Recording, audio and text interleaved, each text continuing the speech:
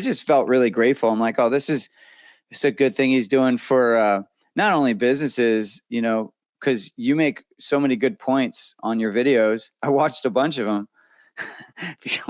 I really did. And of course you make a lot of good points, and you got me thinking. I was like, oh, we have a register mark, and I don't have the register mark right next to our logo. And so you got me going like, oh, I got to do that. So, just wanted you to know that I am someone that your work is affecting. So thank you.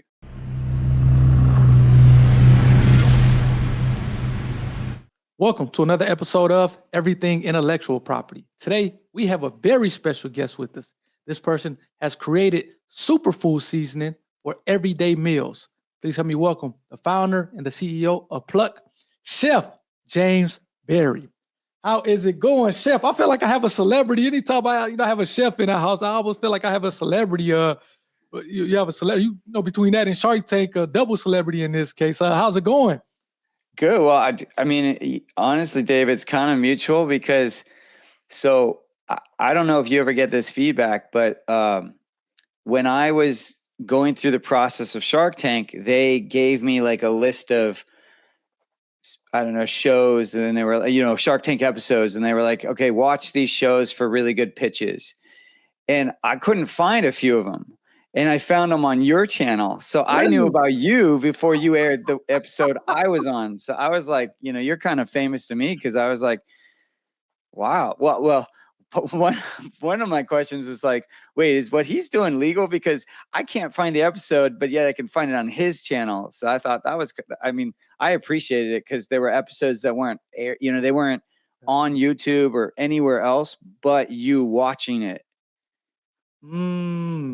Got you. So has anyone ever come after you for that or anything? Well, no, typically what happens is, and again, it goes through a whole process because it's essentially a reaction video or a review video that I'm doing when I kind of review the Shark Tank businesses.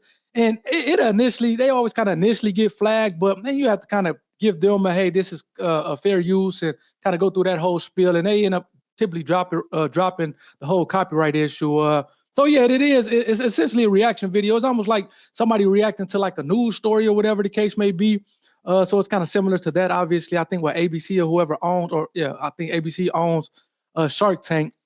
But I love it though. I really do. I mean, I was able to kind of do my homework because of you. So I really appreciate you for that. So and that's really cool. I haven't heard that. So when they gave you the episodes, did they? Because I know they kind of do put some of the episodes on YouTube, but I know they don't necessarily do it. I try to do it kind of in real time or close to when that episode airs, but it seems like they maybe kind of do it later on or whatever the case may be. And obviously kind of when I'm watching it, I'm taking the eye or the perspective of an intellectual property attorney. So I'm trying to kind of mine out the IP and kind of looking at the website at the end to see if the IP is they're not disclosing the IP, but they are kind of notifying the customers of the IP, whether it's the register or for trademark, or they have the patent number at the end of the website. So I'm kind of looking at these reactions or these episodes and from an intellectual property perspective and try to break it down from there. So it is a different use compared to obviously what they're doing. But did they kind of give you an episode and you just, like I said, couldn't find it on YouTube? Yeah. Usually you could find older seasons, but I think they gave me some suggestions for the current season. I keep saying seasoning. That's appropriate, right? No, the season. So I think because I'm in season 17, which is the current season, right? But they gave me some of the episodes to look at for 16, and those were not on YouTube yet, but they were on your channel. So I was like, I just felt really grateful. I'm like, oh, this is a good thing he's doing for not only businesses, because you make so many good points on your videos. I watched a bunch of them. I really did. And of course you make a lot of good points. And you got me thinking. I was like, oh, we have a register mark, and I don't have the register mark right next to our logo. And so you got me going like, oh, I got to do that. So, just wanted you to know that I am someone that your work is affecting. So thank you. No, I appreciate that. No, that means really a lot to me, just because, a lot of times, man, you do these reaction videos and so forth and so on. And you hope that they have an impact, or at least someone is getting something out of it. And the comments do help, because I do get some good comments in the comment section of those videos. Even from like the business owners themselves to say, hey man, I appreciate kind of you saying this or saying that. So, but sometimes you don't think though, at least what I'm saying kind of hits home in a way that I'm hoping it hits home. So it's cool that you said that and that. Well, it's easy to feel like, because sometimes we're in a bubble, right? I mean, like I'm assuming you're recording from your home. I'm at my home. It's like, we don't really get a lot of feedback. We put out a lot of content, try to give lots of value, and we don't really know how it's affecting people. But I wanted to be that voice to say, hey man, I watched your stuff and it helped me. And I just wanted to say thank you. No, I appreciate that. No, I definitely appreciate that. And there's actually been some people who I interviewed and they have kind of went on Shark Tank, say a year or so later as well. So, I'm not going to say that I had anything to do with that, but it's cool to sometimes get kind of the business owner before they actually kind of make it to the big leagues and being on Shark Tank or some of these other kind of gaming shows. So that's that's cool. I really appreciate that. That kind of made my day there. So you're making, right. I don't know. I think like that myself is like, how many people do we have to affect to feel like we're being effective? And I just try to remind myself all the time, it just has to be one, right? Just one. And that's enough. And of course you hope you're reaching more, but here's one-on-one, you affected me. No, and you're absolutely right. One, I think sometimes as humans, we get a little bit of greedy when you want to affect like the masses, or more than just one person or a couple people. But like you said, really all you have to do is affect one, and I'm like you really did your part. And I guess in a grand scheme of things, I would hope that some people who was just kind of working maybe a regular job, I won't say a regular job, but just kind of making working a job and just kind of going through life, and next thing you know, they kind of watch the episode or two and that sparked them to do something with their ideal, and then they come back to me maybe a couple years later to say, hey man, because of your episode, similar to what you're saying, because of your episode, I started my business and it kind of changed my life. So that's something that I'm always also looking forward to. But man, that's cool for me to be able to help you, especially with the preparation of your Shark Tank episode, which we'll definitely get off into here a little bit later. But I guess for the audience who maybe don't know about Pluck or hasn't seen the Shark Tank episode, can you kind of explain or describe what it is that you've created with your superfood seasonings? Yeah, so I'm a chef of 20 plus years. I used to cook for celebrities like Tom Cruise and George Clooney, Gerard Butler, and a bunch of others. And I left working for Tom to start a meal delivery service because I was trying to reach more than just one person. I wanted to back then the popular saying was like, support the 99% versus just the 1%. But I did that and then sold that business because it was kind of killing me. I just was working so hard and I was having trouble scaling it because I had made the mistake where I was a part of the business too much. Like people were too dependent on my input. And so it was very hard to scale, even though we did grow, but growing killed me.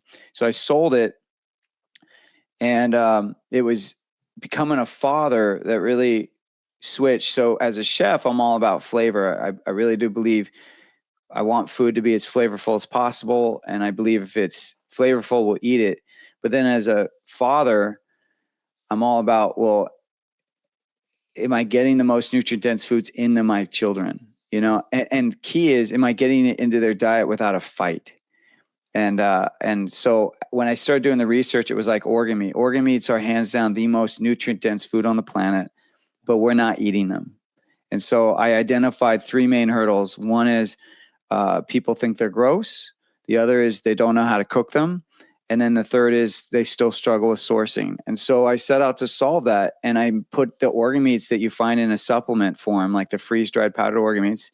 Pluck has 5 of them. It has liver, heart, kidney, spleen, and pancreas.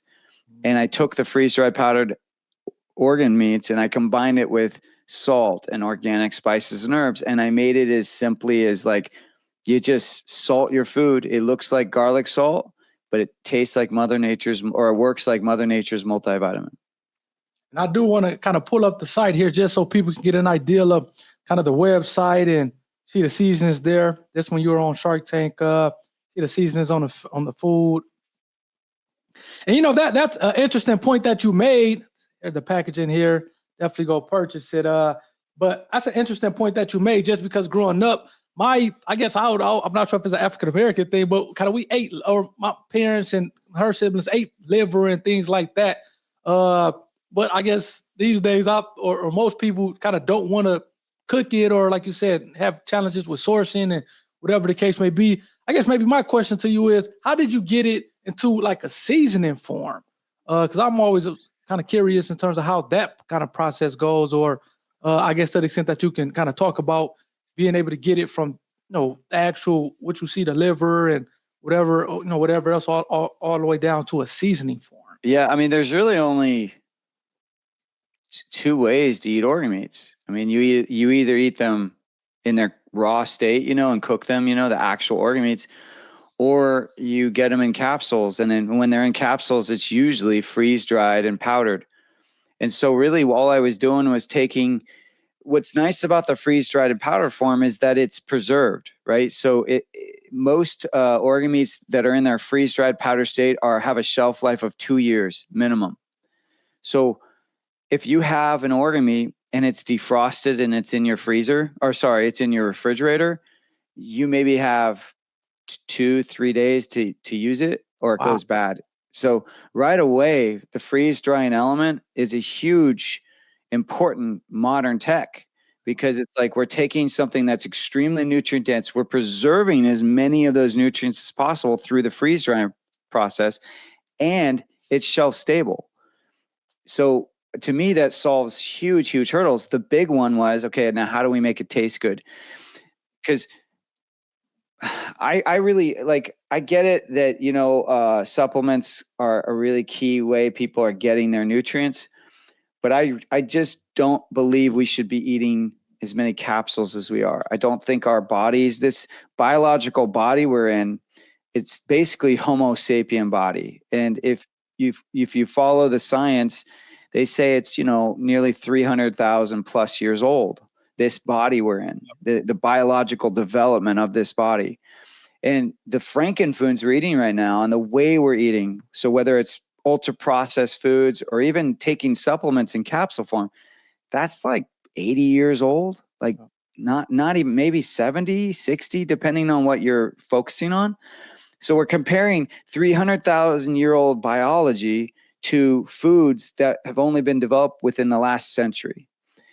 So right away, there is a huge imbalance. Yeah. And so the biological systems, like when you go to eat your food, you get a communication from that. So your senses, your taste buds, they all coalesce to communicate. Does my body want this food, and how much of it does it need?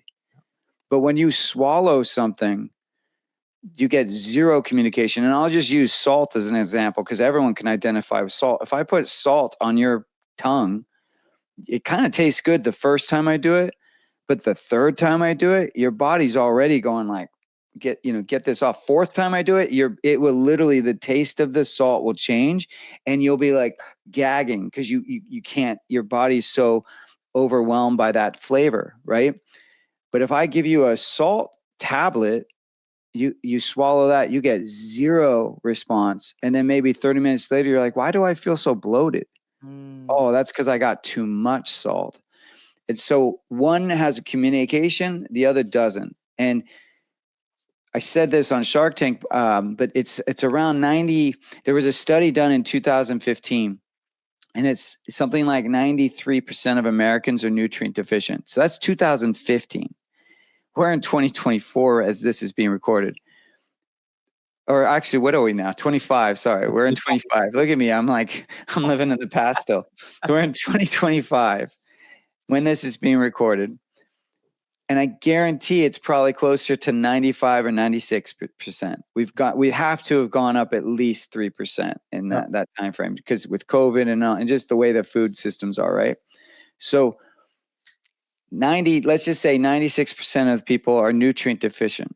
But if you look at America, we are not calorie deficient. We're an overweight nation. Yep. So right there, that tells you it's not that we're not eating enough food. It has to do with the food we're eating. So we have to make changes. We have to, because people, I think just last year, that was the first year they came out with that the newest generation was going to die before the older generation. Like that's the Really? first time ever. Yeah. The mortality rate was going down. I think that's how you would say it. Wow. So it's the first time ever. Yeah, and I haven't heard that one before. So then I guess from a superfood standpoint, can you maybe explain to those who maybe don't know what a superfood is compared to like a regular food and the importance of eating superfoods regularly? Yeah, I mean, everyone is sold on what a superfood is, and what a superfood is really determined on perspective. Like Lori on Shark Tank said, "Well, aren't frozen vegetables nutrient, dense?" And I was like, "Not really. I mean, when you freeze a vegetable, yes, you're capturing at its most ripeness, right? They're able to pick them and then freeze them right away and preserve the nutrients it has. But the issue is that the topsoil is extremely depleted." For when they're growing all these vegetables, they're spraying them with different pesticides and herbicides that are depleting it. And they're also pulling the vegetable before it's truly ripened, like truly, because they have to pull, like, for example, they usually pull tomatoes when they're green, not red. And then they spray them with this organic material to make them turn red. So a lot of times we're under the guise that the food we're eating is so nutrient dense, but the US government's been tracking it since like the late 50s, and they have been showing every decade the food that's being grown in our soil is less nutrient dense. So then we have all this marketing that comes out and says, "Oh, kale's nutrient dense," or quinoa or acai berry. Like, so everyone's trying to go all around the world and find all these foods that are nutrient dense or superfoods. And so you'll see that term used on all these processed, packaging everywhere, superfood. But when you actually do the research and say, well, okay, what is a superfood, first of all? So it's something that's high in nutrients and vitamins. But also on the other side of that coin is you want to make sure they're bioavailable, meaning that they're easily absorbed. Because we can eat fortified cereals and fortified milks and stuff like that. But if your body does not absorb it, you just pee it right out. And that's why a lot of times, maybe you've heard the term when people eat supplements, when they take a lot of supplements, swallow supplements, you joke like, "Oh, you just have expensive pee." And it's kind of true, right? Like when you eat, if you have a protein smoothie, you have to pee pretty quickly. Right. So your body sometimes can't assimilate all the things it's eating. It just tries to get rid of it. And it usually shows up in your pee. But so that's the kind of thing that when I talk about a superfood, I'm looking for, is it nutrient rich and is it easily absorbable? And anyone can do the research. Just go online and say, what are the most nutrient dense foods on the planet? And you'll see there'll be graphs and they'll have a bunch of them. And a lot of times it will show like kale, it will show blueberries, it might show salmon, it will show beef, but every good list will also list beef liver. And it will be measuring vitamin B, it will be measuring vitamin A, it might be measuring iron, calcium, magnesium. It's going to be measuring lots of different nutrients and supplements. And it's wild because you'll see every food has none of something except beef liver. It checks off every single box, every time. So right there, that is proof it is a nutrient dense food. And then you start to realize, oh, wait, this is not a laboratory food. This is not a manipulated food. Like, this is Mother Nature's product. So it's as she intended. It is like you have iron, but you have absorbable iron, heme iron. You have vitamins and minerals that are paired in a way that support absorption. Because the sun energizes and feeds the grass. The grass is very nutrient rich, but we cannot we can't eat the grass. Right. But the cows can. And then they got the 4-chamber stomach that helps to process that grass, break it down, and put those vitamins and minerals from the sun and the grass into the meat. And that's how we benefit. But if we If we don't eat the whole animal, then basically what's happening is we're just wasting about, I've gone to slaughterhouses, and when they slaughter an animal and you're only focusing on the muscle meat and the bone, that's about 51%, 49-50% of the animal. All the rest of it, the organ meats, that makes up the other 50%. And what's happening right now, and to me, this is, I mean, you're a businessman, so you tell me if this makes sense. If you're a business and you have a resource, so your resource is a cow, and you slaughter that cow, and then you only use about 51% of that cow, and what would happen with the 49? Well, if I was a good business person, I'd be like, well, somehow we got to get that to other industry and sell that and make money from it. For But sure. you know what's happening? Because I talked to some slaughterhouses. I talked to Wyoming slaughterhouse, confirm this. They're throwing it away. Really? Literally just throwing it away because they don't have it set up in their slaughterhouse to be able to use it. And so it just gets wasted. And then what happens is we're all nutrient deficient, as I established earlier. And then what do? We turn and we invest in the 50 billion plus or the 500 billion plus supplement industry. But the most nutrient part of the animal is getting tossed. So to me, it's like, it's the definition of madness. Like we're having issues from what we're eating. Oh. And instead of just eating the whole animal as our ancestors did, because never in the history of the world would anyone have wasted, if they killed an animal, they would not have wasted one part of it. It's a very luxurious life to be living where you can waste anything you kill. And it seems like with the pig, you eat pretty much the whole thing. You got the, whether it's, you got the pork chops, you have the pig feet, you have the chitlins, which is the intestines. But even that's I don't know if you know the history of it. It's really fascinating, actually. Like, so that's Southern food, primarily. Yeah. Chitlins show up in Southern food. And why it's a part of the culture in the South is primarily because of slavery.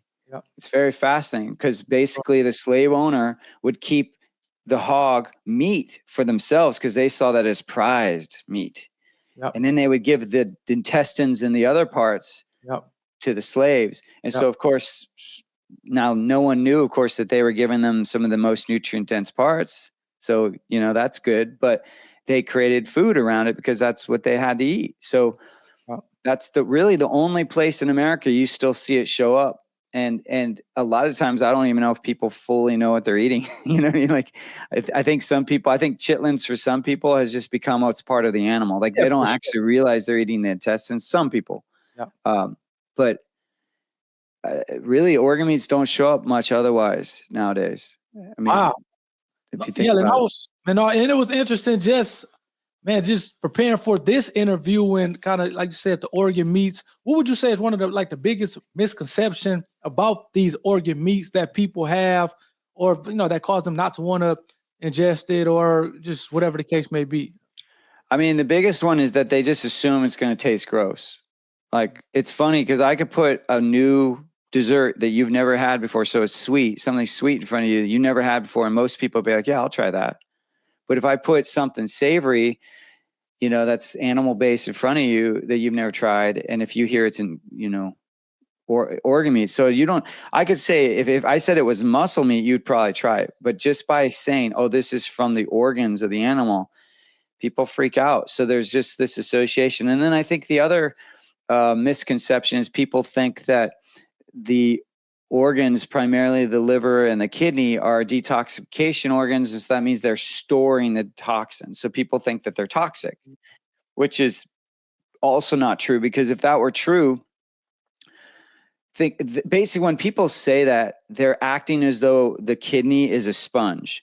And it's not a sponge. It's a filtration system. And so it has an abundance of nutrients so that it can do its job. And its job is to convert toxins into water-soluble form so that they can leave your body in the form of pee or your poop or your sweat.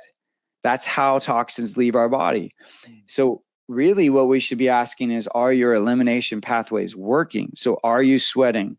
Because some people don't. Like they'll literally work out and they don't sweat. That's a problem. Yeah, that's great. People, are you pooping? Like, are you pooping regularly? Like at least minimum once a day? I know people that are not.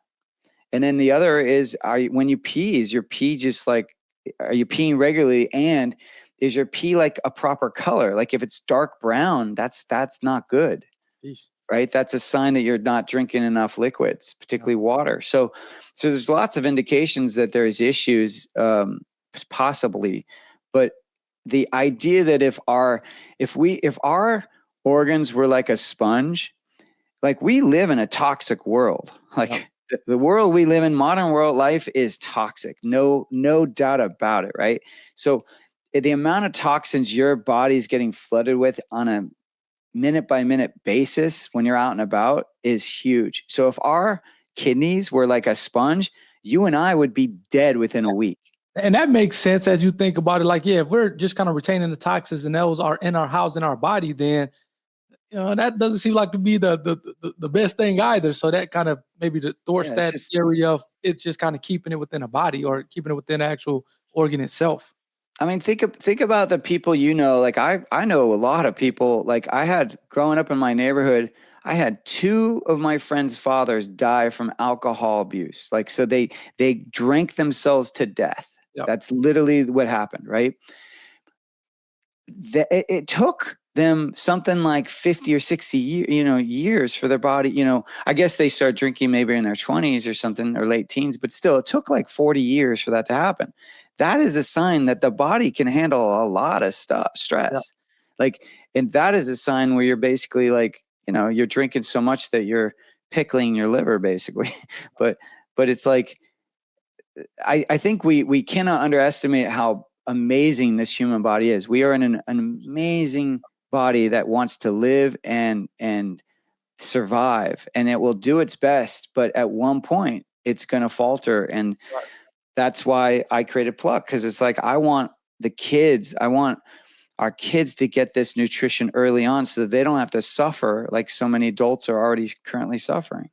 No, you're absolutely right on that. And I guess I want to ask you this from a business standpoint. Again, I would imagine that you can think like a chef is, they just, obviously you guys love the food and love to prepare food and kind of experience that end of it. But it seems like there's always a business component to it. I know you talked about a business that you kind of started and sold.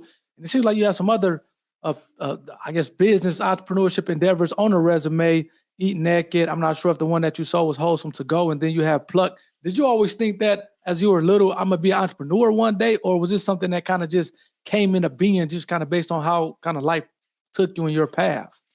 Yeah, that's a great question. I mean, because ultimately what I hear you asking is like, is an entrepreneur born or is it made, right? And it's like, it's like my dad owned his own grocery store when I was really young. So I was modeled like, oh, you could be your own boss. I was modeled that, but he didn't necessarily model it like, oh, this is so easy or anything. Like he had a tough life, in terms of work life. Like it was like, I remember growing up, there were a couple times his store was held up, like, gunpoint. And like, that's scary. When your dad comes home and like, oh yeah, I had a gun pointed at me today. I could have died. Things like that. It's scary, but because he had it was like a corner grocery store, and so I think for me, I tried going down other routes, but I just always had ideas of what I wanted to do. Like, and so I used to be an actor in my 20s. Yeah. And even then I wasn't satisfied. Even then I was like, I want to create stuff. Like I love the idea of taking something that didn't exist and then bringing it into existence. So that's always been my interest. And it wasn't until I became a chef that really that took off. Cause when I was an actor, I worked hard, man. I was taught to, I'm a little bit of a workaholic, but I was taught to work hard in life, and I would work 200%. And then in the acting world, you get back maybe 30%. You get back nothing, you work hard and you hope someone approves of what you're doing. So I used to even try to create my own work. I was like doing lots of theater and just constantly trying to just keep the ball going, keep it in the air. But then when I became a chef, because cooking was something I always loved as a kid. Okay. And when I became a chef, it was like things clicked. It's almost like the universe clicked into place, because what happened was I was still working hard. I was doing my 100%, but I got back to 100%. Like I became this manifester where I would be like, I want to cook for a band. And then 2 weeks later, I just get a call out of the blue. Hey, we have a job open for the Vans Warped Tour. We're looking for a vegan vegetarian chef. Can you do that? And I was like, yeah. So it was wild, man. I mean, even like Tom Cruise, a bunch of these celebrities just fell into my lap because of word of mouth and the school I went to, and just people knowing that I worked hard and that I was dependable, you know. So it's how I showed up that helped. But I wish I was, you know, like in my 20s and 30s, because even when you're pursuing acting, that you're kind of an entrepreneur, right? Because there's no blueprint. It's not like, oh well, you can go to this school and do this and this, and then you become an actor. It's like no. It's like you have to be your own brand, and you have to understand your brand, and you have to help to create work and or get work because they're looking for your brand. You know, they're looking for that Richie Cunningham, whatever my brand was back in the day, like that boy next door, whatever, that kind of look. But I remember like in my 20s, I had friends who were going down the lawyer and the doctor route, because those routes are very like, you do the work and then you're a doctor. You do the work and then you're a lawyer, right? And I remember spending some nights just crying, just going like, why do I have to keep choosing the hard path? Like I'm all alone. Like why can't I be like them and just follow, you know, the blueprint? And then because they were already starting to get money. I had no money. You know, they were doing all this stuff and I just couldn't help but just keep taking these risks. I didn't know another way because I didn't conform to the blueprint that I was seeing everyone else following. And then that definitely is true now after, you know, I had a meal delivery service, after doing the acting thing, after just private chefing. Like I started to really see that, oh, wait a second. Like if you have an online business, that's a 24-hour business. And if you just communicate customer service so that you're creating a clear communication point so that people have clear expectations of like, hey, this is when customer service is available and this is when it's not, right? And then you create a product where it's not about a service. So it's not about, you have an opinion of like when I had the meal delivery service, it was like, well, do you want onions with that or do you not want onions? You know what I mean? So people could give their opinions of what they wanted, and I allowed for them. But when you have a product that is, you either buy this product or you don't. Yep. It's very clear cut. And I was like, you know, and then I started looking at like work week. And I was, you know, as I mentioned earlier, I'm a father, I have 2 kids. And I was like, okay, why is it that here in the US we have the 40-hour work week, but in, you know, France, they have, I think it's the 30-hour work week there. And I started to notice all around the world, like everyone's work week is a different time frame. Right. So that told me like, well, wait a second, this whole idea of how much and how often we're supposed to be working, it's made up. Yeah. It's totally made up. So I was like, what if I create a business and I control the hours and I make it work for my life so I can still be a dad, still be a husband, and then also still pursue my, you know, my entrepreneurship. And so that's how I built Pluck. I was like, everything was going to be online. Everything was going to be like, there was going to be no home base, like kind of thing, like no headquarters. Everyone that works on our team is virtual. And I was just going to really focus on make really quality products that I can stand behind so that I can sell them. Because if I believe in the product, then I can sell it. But if it's like, you know, there's some people that create products just because it's on trend or because, you know, they have someone else create it and they're just selling it on Amazon or something like that just to make money. Like this is like when I like Pluck is a part of my heart. I created it in my kitchen. I created it for my kids and for myself. Like there's no part of this that's just kind of like, it's none of it's casual. I'm looking for a different word, but like none of it's flippant. Like it's all very mindful and very specific, intentional. Yeah. No, and that's no, yeah, I completely agree with that. And no, I think you hit it on the head in terms of my reasoning for asking the question, especially these days. You know, back in the day, maybe you can work for 30 years right off to the sunset pension, so forth and so on. But it's almost kind of to the point these days where you have to have some kind of hobby or kind of diversification of kind of the resources so that you're not overly relying on just this one thing to kind of bring you funds, especially if they can kind of lay you off or whatever the case may be. Yeah, like diversity, having some diversity in your career. Yeah. Oh, for sure, exactly. And I guess with that being said, from an intellectual property standpoint, is that something that you knew about? I had a Cynthia Wong. She was Life Raft Treats, and she actually sent me some. It was really good. It was essentially like ice cream that was made into like a food item that was essentially ice cream. So it was like a chicken drumstick that was ice cream, so forth and so on. I think she was on last season of Shark Tank. I had her I interviewed her, and she was talking about, and she was a chef as well. And she was talking about how before she kind of started Life Raft Treats and went on her own, that she was kind of going back and forth with her employer over like the trade secret essentially for the know-how to kind of make the ice cream. And unfortunately with her, since she had already kind of disclosed it maybe to the public, she couldn't kind of keep it as a trade secret because it was already out there. But again, to the extent that she would have kept it kind of to herself, and she would have been able to kind of have trade secret protection on that, which is especially with a lot of the food item shelves. That seems like that's kind of the more applicable a form of IP, obviously trademarks and some other stuff, but it seems like trade secrets of that process, that kind of know-how to creating the food item is can be a big IP that kind of gives you economic advantage over the market. So with that being said, intellectual property, especially trade secrets, is that something that you kind of knew about? Did you have to come to find out?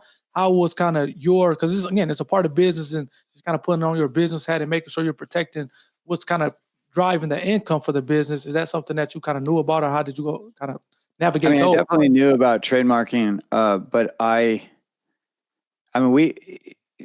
to your point, like Pluck is the first of its kind. Like no one has ever done what we did, ever. You know, like yes, seasonings existed, and yes, freeze-dried powdered organ meats existed, but no one had thought to combine them and actually make it into a functional, like take those organ meats and make it a functional food, or a condiment or something. I did look into trademarking the recipe, because that it's hard to trademark. It's one thing if it's like a manufacturing process, and you know that you can show, hey, this how we're doing this is no one else is doing, and you can trademark that machinery or the process. That's sometimes possible. It's really hard to do with the recipe, though. Really, really hard.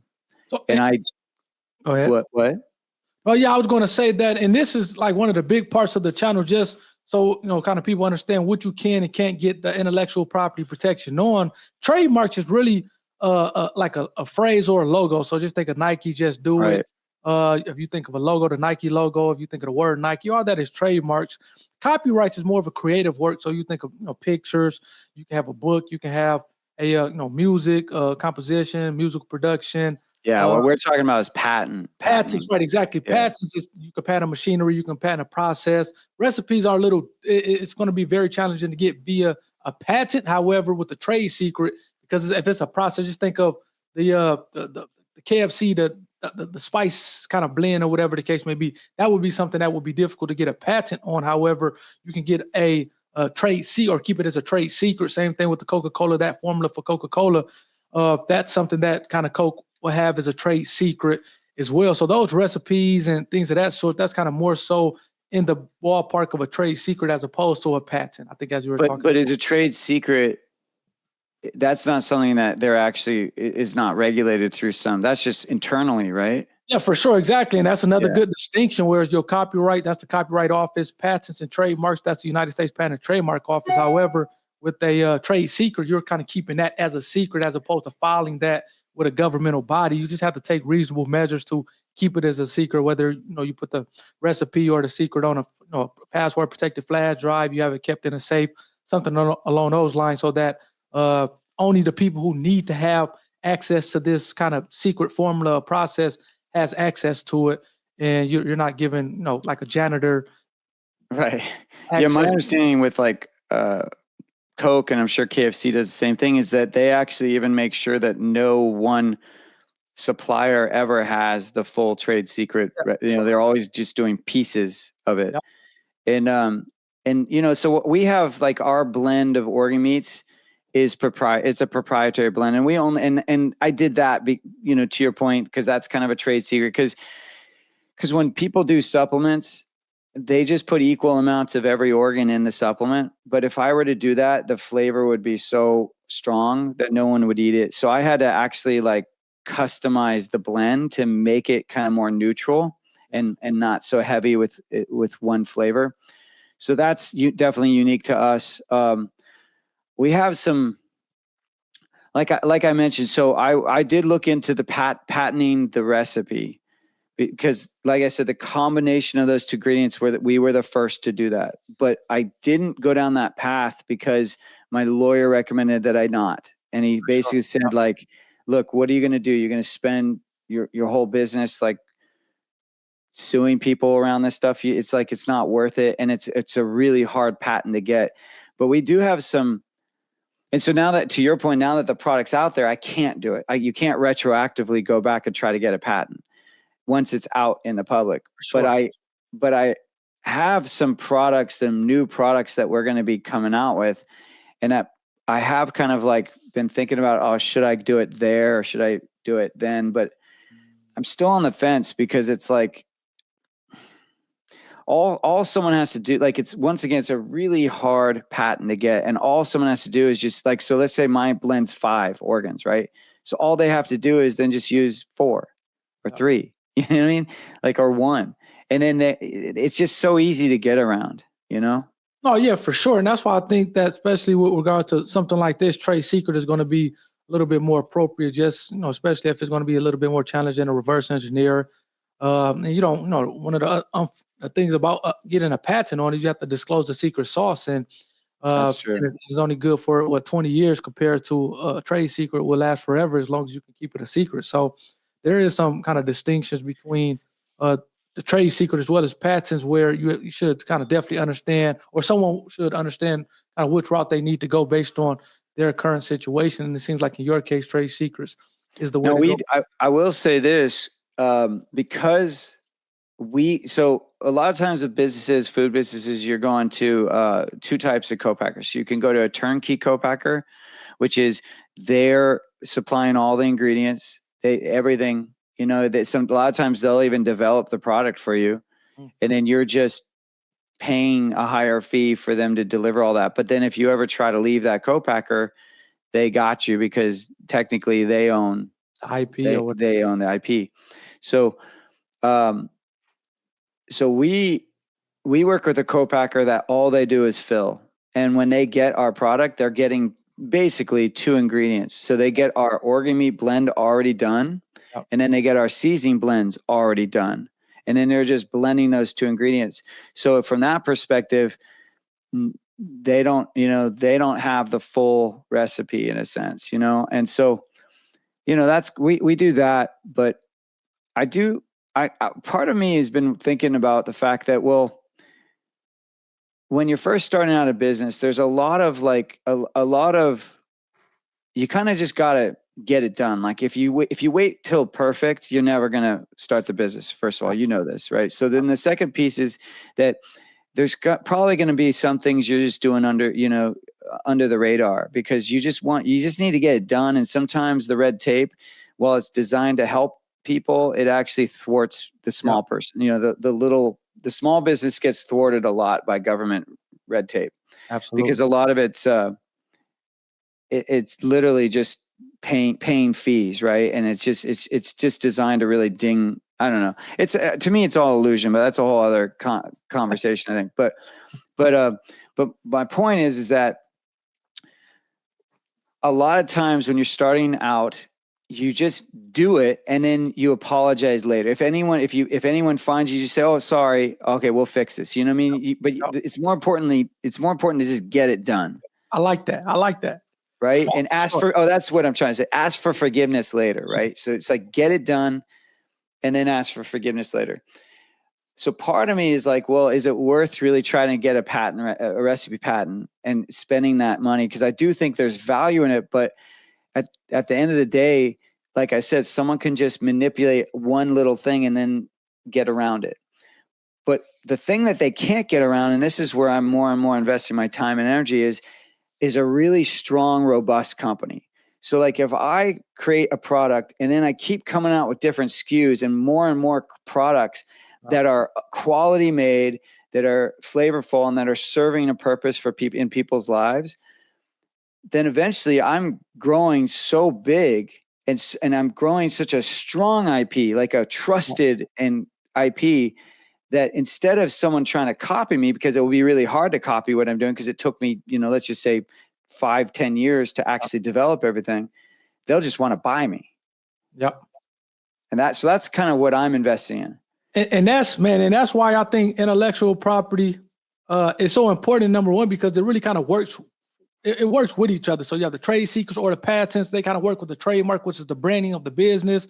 And then to your point, a lot of these big companies, I had said this maybe on another video, if they're getting into a space, they're not looking to start from ground zero, whether it's an AI company, whether it's whatever the case may be. They're going to buy a brand or a company that's have done that leg work, such as yourself. They're going to buy it, maybe just add to it or kind of put rocket fuel on it at that point. They're not looking to start from scratch or from ground zero. So you having already kind of built something up, good brand recognition, revenue, then, like you said, it allows a bigger company to be able to kind of come in and kind of buy you if that's something that you choose to do at that point in time, which I don't know. I just think it's one of the benefits, not only of intellectual property, but starting a business, because you can have that exit if that's something that you choose to do, if that makes sense.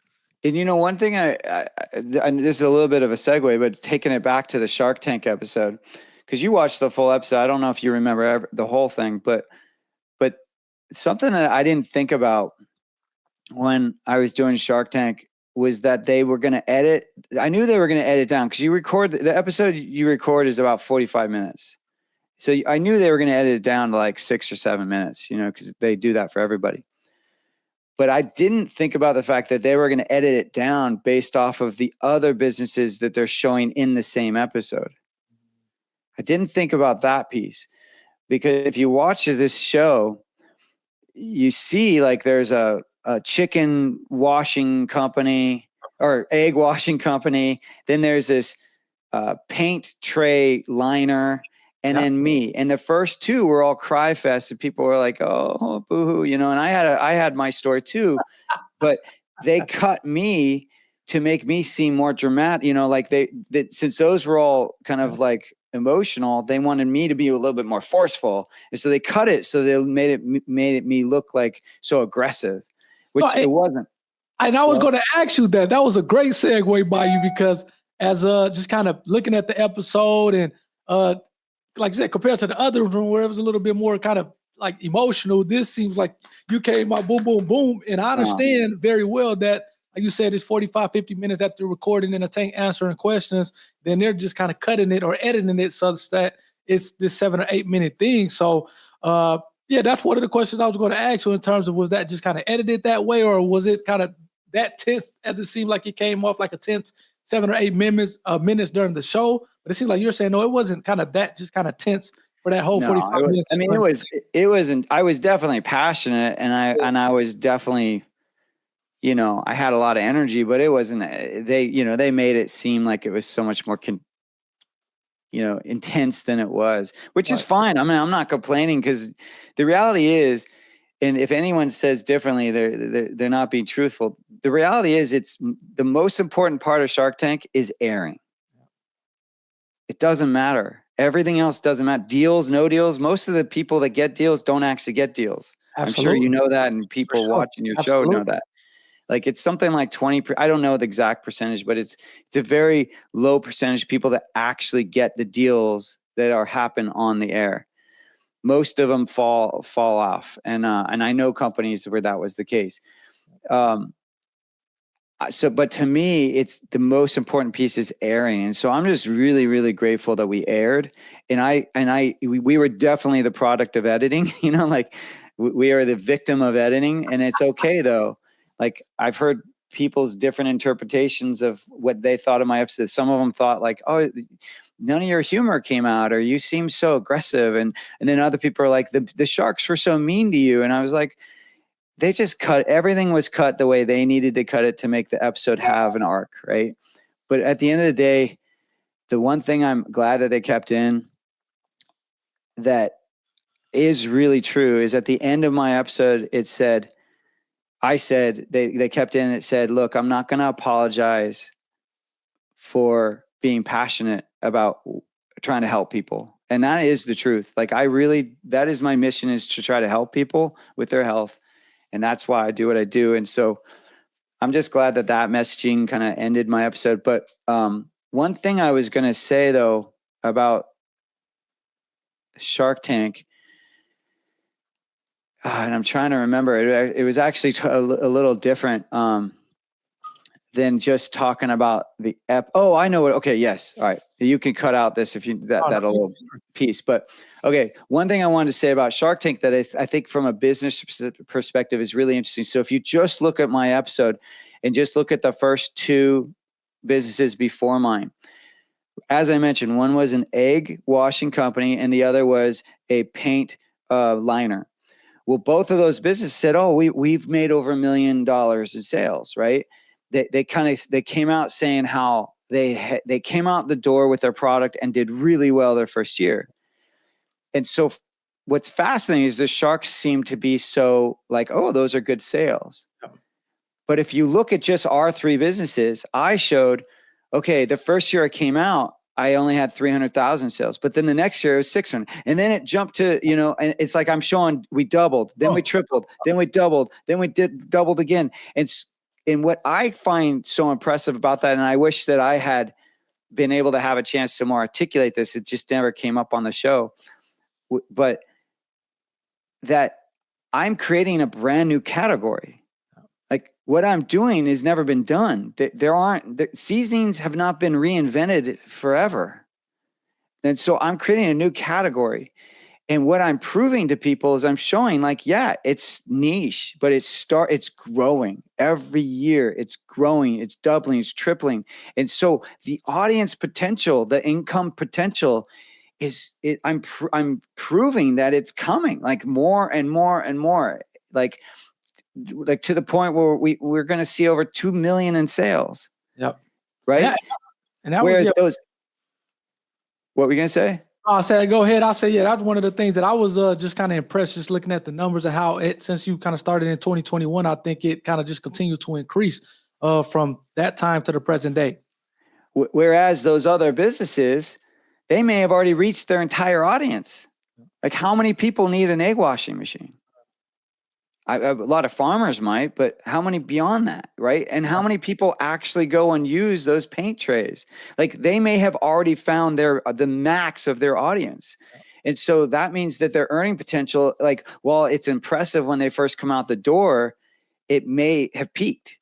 And I think that is the most important thing when you're a business and you're trying to create something new, is you want to show that growth. You want to show that you, particularly when you're creating a new category, that you're showing like, hey, this is starting to catch on, and more and more and more people are seeing that they need and want this product. And so that means that the potential is endless. Yeah, whereas someone that comes out the gate really strong, they may have hit their whole audience. Oh yeah, I mean it was interesting. I was kind of surprised that, like you said, given the growth of your company and like you said, the need, it seems like nobody really kind of disputed the need of it from a health perspective, that it wasn't a little bit more interest in it. I just kind of try to maybe kind of dumb it down in terms of kind of the passion or kind of you per se, which I don't know. It was interesting that it was not more rally behind it from the Sharks, given number one, the sales, but also number two, fact that it is kind of, like you said, the first of its kind, and it's something that's kind of going to be around, especially as the nutrients from kind of what we're eating is kind of continues to kind of be devoid of nutrients. So yeah, I was kind of surprised by that, but it seems like I think they didn't see, they're not recognizing the problem, and it's like when you go into Shark Tank, you're going into investors that they don't know you don't know them, right? So it's like it's cold.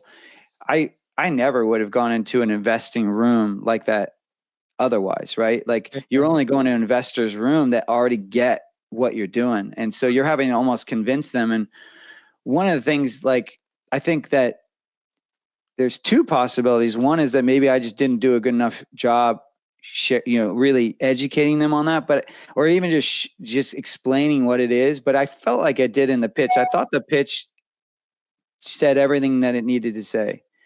Yeah. I think though that what I was up against was some ego. Like some of the sharks have idea. They think that they know health.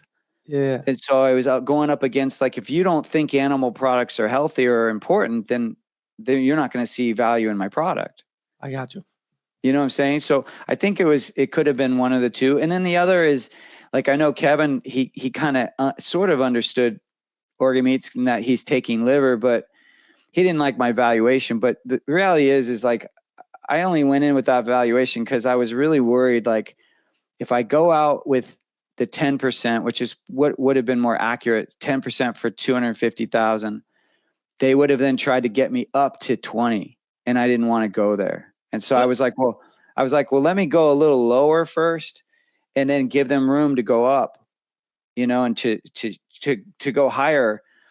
But he didn't like it. He wanted me already come out higher. But the reality is he probably would, if I had come up higher, and he would have made an offer like, hey, I want $1. You know how he does that? He'll be like, I want 50 cents of every unit until I'm paid. Like, I never would have taken that deal. I never, ever would have done it. So it's like, it's whatever. It's okay. Right, no, for sure. No, yeah, it's just interesting just because, over the course of time, you kind of can gauge what shark is going to ask or do what. Lori is typically the one that asks about IP.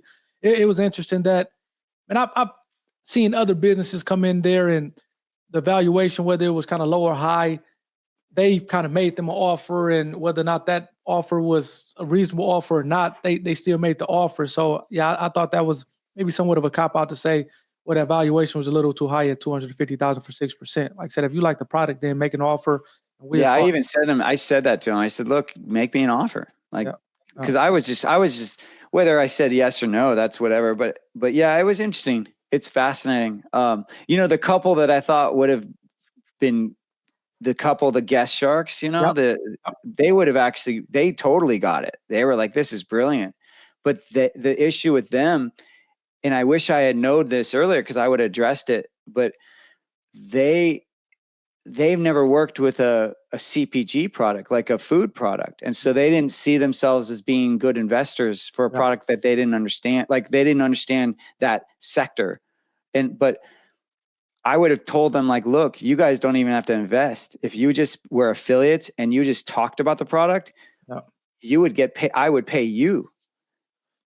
And that's a good point. Yeah. Cause it seems like they kind of were okay with the maybe what you were doing. They just, like you said, from a messaging standpoint, it seemed like they didn't think that they can help out. No, from a business standpoint, they didn't see themselves. They said this, they said, we think the product is brilliant, but we don't know food product. Like, we don't know we have restaurants, but we don't know food products. So they just didn't see themselves being good investors for a division of business that they don't do. Right. Just being able to add value there. Yeah. But I mean, they have such huge audiences that just them talking about it would have been huge. And like I said, I wish I had known that, because they came in at the very end, and then I didn't get to say anything else. It got cut. It was just, okay, you're done. Right. And I was like, if I had a little bit more time with them, they would have been very good people to align with in terms of spreading the message and all that stuff. That makes sense. And then I guess, just kind of being respectful of your time, just have a couple more questions for you. I guess number one, what advice, and I like the advice that you gave earlier with regard to, hey man, just do it and then ask for forgiveness later.